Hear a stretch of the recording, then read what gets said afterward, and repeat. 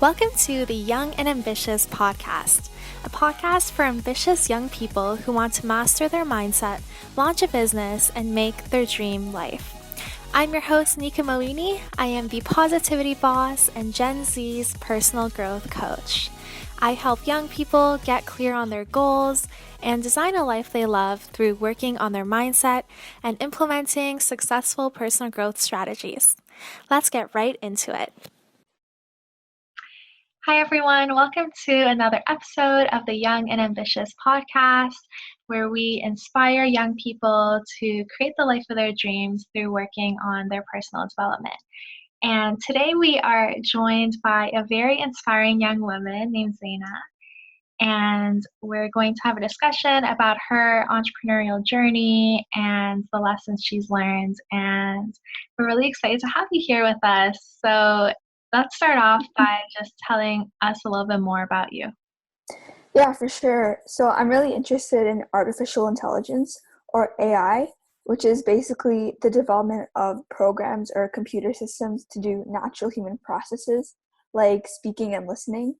I've actually built a couple of AI algorithms, including some that can recognize your features of your face and different objects within an image. And then I actually spoke at a couple of really big conferences. One of the biggest ones in the country, actually, in Canada. It's called C2 Montreal, and it's Canada's top innovation conference. And I actually spoke on the main stage. And some other really cool people spoke there as well, like Sophie Trudeau and Navdeep Bains. So I was speaking on that main stage, and I talked about AI and computer vision, which is basically a subfield of AI that allows computers to see and understand images. And then I've spoken at a bunch of other AI conferences as well, including the Toronto Machine Learning Summit, which is Toronto's biggest AI conference. And I also speak at a lot of girls in STEM conferences to help inspire young girls to get into different STEM fields. So that's what pretty much I've been doing for the past year now. Awesome. So what inspired you to get started with all of this? Like, where did your journey first begin? Yeah, so I'm actually part of a program. It's called the Knowledge Society, and it's Canada's top innovation program for high school students. And through there, I got introduced to artificial intelligence, as well as a bunch of other topics like VR, which is virtual reality, quantum computing, brain-computer interfaces, like all of these new exponential technologies, which are technologies that are progressing at an exponential pace, not a linear pace. And then I got really interested in AI through there. So that's where it kind of all started. But then after that, I started learning about it myself. So I took a bunch of online courses and learned how to code. And then that's how I got to where I am today.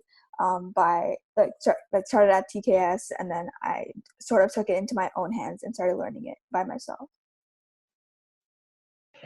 Right. So you joined this program last year, you were saying? Yeah, I joined it at the beginning of September, so like the school year, pretty much. Yeah. And how many other people are like doing this program with you? Yeah, so it's about 100 of us, and all of us are really interested in like these new topics, but we're all interested in different topics. So some people are interested in quantum computing, some people are interested in blockchain, some people are interested in like virtual reality. So everyone is interested in all of these new technologies, and then it's basically like a space where we can interact with each other and learn about what everyone else is doing and learn about more of these new technologies and skills that are applicable to the real world. Right, that's awesome. So learning a little bit more about you, you said you're 14, right? Yeah. And like, have you found that being young, like you faced any challenges in like this field and in like presenting your own ideas?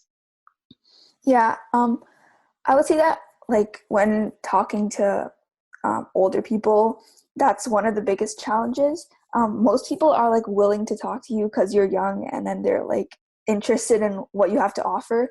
But some people kind of like think of you as like a kid, and like you don't know, like some people think that you don't know what you're doing. So that's probably like one of the biggest challenges. But I think how I get around that is like proving to people that I know what I'm doing. And one of the most important things around that is like knowing your content. So first, when I started with AI, like I didn't know that much about AI, and then I used to go to conferences and like different events, and then like I would start talking to people, but then I wouldn't know what I was talking about, so then people wouldn't be willing to talk to me. But now, since I've been in AI for like 5 or 6 months, like I know a lot more about AI, and so like when I talk to people, it's more easier to make conversation, and like what people know what I'm talking about, and I know what they're talking about, so it's a lot easier to understand like what's happening. And I think in general with young people and a lot of us at TKS, one of the biggest challenges we face is getting access to mentors, because when you're young, it's hard to find someone who is willing to spend their time with you and mentor you and help you throughout your like with all of your challenges. So that's probably one of the biggest challenges with like a lot of young people. And how I pretty much get around that is I I message a lot of people on LinkedIn and reach out to a lot of different people. And then some people get really interested in, like, we start having really good conversations and just develop those really good relationships with people. And so that's how I get around that. But I think having a really good mentor is super important, because there's only so much you can learn from like the internet and taking courses. But there's a point that you reach when you need to like have access to someone who's in the space or in the field who knows what they're doing. And so that's probably one of the biggest and most important things. Right. And do you think like in high school they're providing you with like enough resources to learn about all these things, or is it like you really have to go out on your own and find courses and stuff? Um, yeah, I think in high school they're not really like, they don't know about a lot of, like, the teachers don't know a lot about all these new innovations and technologies, so they definitely like don't provide a lot of resources. But like my teachers are really supportive of me, so they like allow me to like miss class and stuff for conferences, and they think that like what I'm doing is really cool. So like the teachers are really supportive, but the curriculum doesn't have like all this new stuff, I guess, like integrated into it, because I think like even with AI, like it just hit its inflection point, which is like its like shooting point, like only like last year or something. So like a lot of people didn't know about it before like it like blew up, right? And all these other technologies like virtual reality and quantum computing, like no one really knows what they are. So like within the school like curriculum, it's not really integrated because people don't really know what they are. So like it's definitely been mostly myself on like finding courses and finding mentors and like learning how to network with people and all this stuff, because like school doesn't teach it as much. Yeah.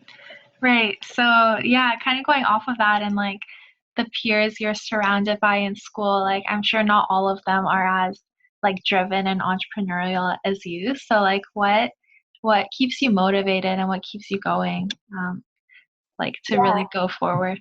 Yeah, I think when I see a lot of like my peers at school, like most of them like spend their time like talking to each other or like on their phones or whatever, and like they're definitely not as driven or motivated. But I think the main reason that they're not is because they haven't found something that they're interested in. So like for me, I'm really interested in AI and I'm really passionate about it. So it's something that I really like doing. So that's what drives me. But with a lot of other people at school, they don't really know what they like because they're not exposed to a lot of different technologies. It doesn't even have to be technologies, like a lot of different things. So people don't really know what they like to do. So people end up like wasting their time and not doing things that are productive. So for me, what drives me is like that I'm really passionate about AI, but I think definitely with a lot of other people, like they don't really know what they're passionate about. So they just end up wasting their time. Right. And how do you think people can go about finding their passion? Yeah, so I think it it depends on like the fields. Like if you're interested in technology, start like reading articles on like TechCrunch or something, and then you might find something that you're interested in. But like if you're interested in arts, I'm not really sure. There's like arts at school or music at school, so maybe you can get interested like through those classes. But with technology, it's like a lot different because like in my school, they teach like Turing as a language, which is like a really old coding language. So, and it's not really applicable to like what like all these new technologies today. So with technology, you kind of have to do it on your own and like figure out what you're interested in like by yourself. Like if I didn't have TKS, like I probably wouldn't know, or sorry, the Knowledge Society or TKS, like probably wouldn't know any of these technologies. So like that definitely helped me a lot. But like if I didn't have TKS, I would probably like, even before TKS, I was definitely interested in technology.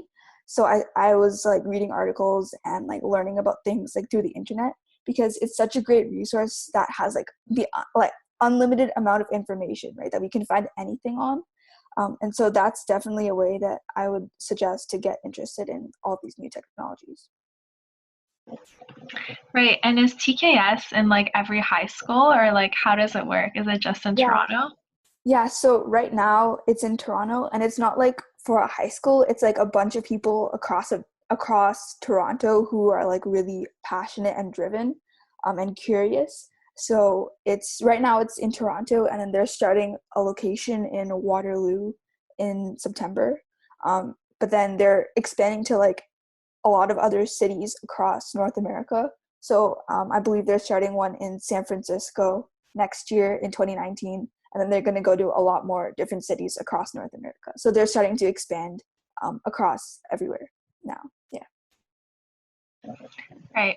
That's awesome. Yeah, it's clear that like it's something that's definitely needed in high school in order to really like help people find their passions.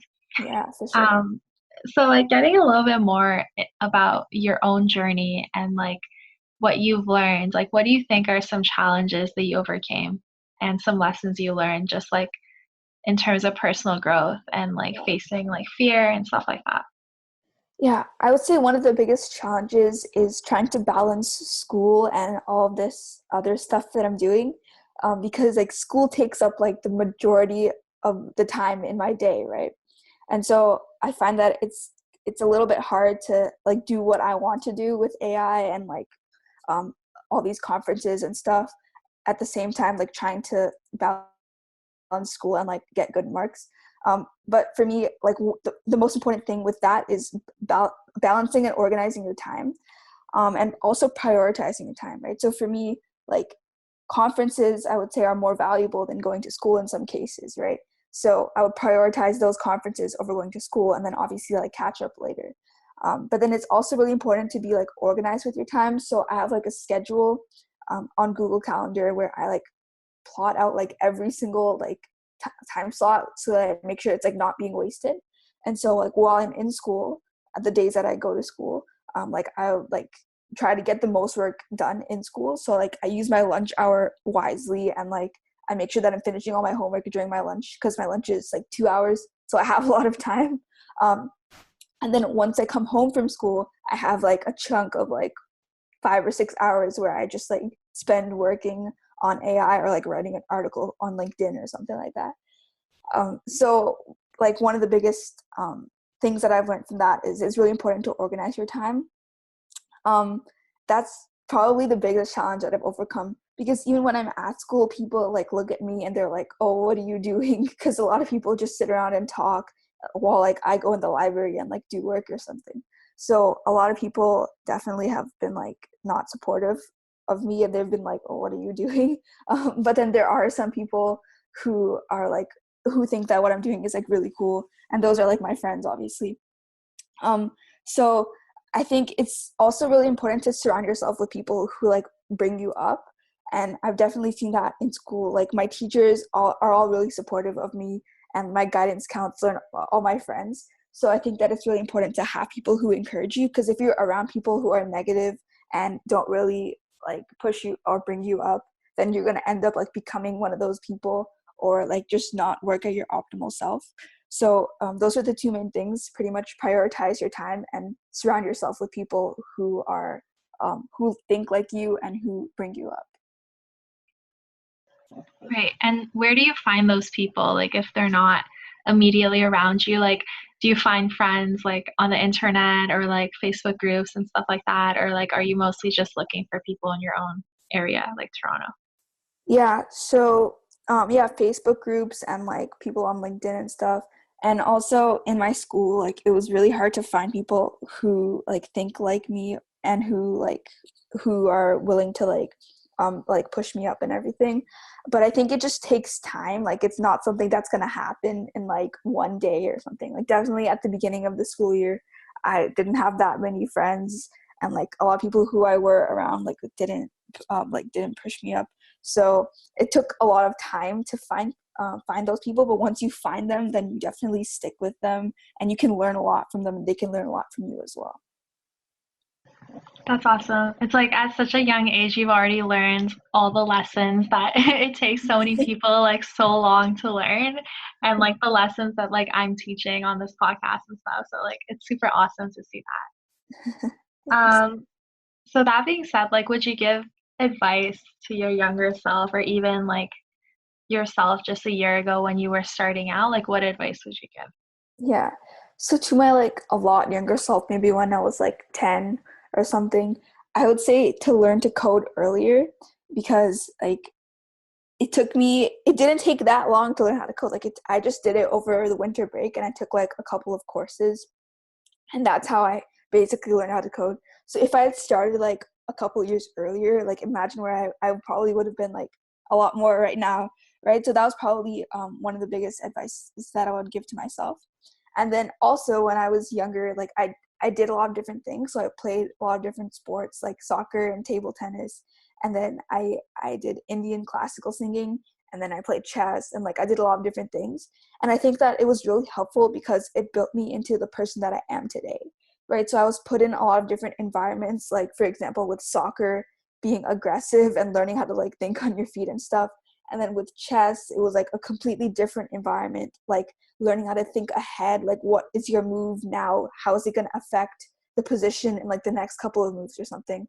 And I think that really helped me learn more about the things that I like and who I am as a person.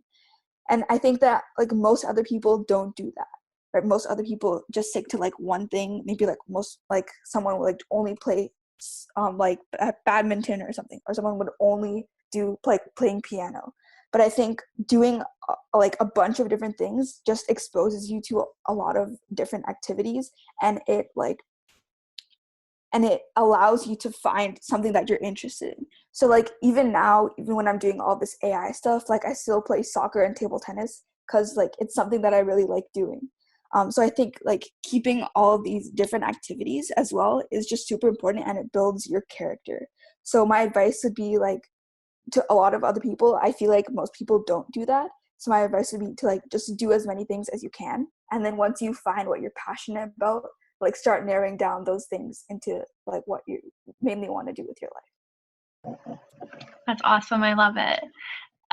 So that being said, that wraps us up to the end of our podcast. So if people want to learn more about you or connect with you, where can they find you?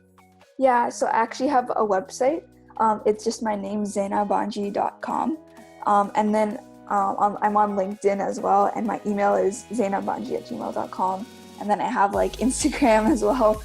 It's just Zaynah Bhanji. And then I'm on Facebook and Twitter, as everything is Zaynah Bhanji. So yeah.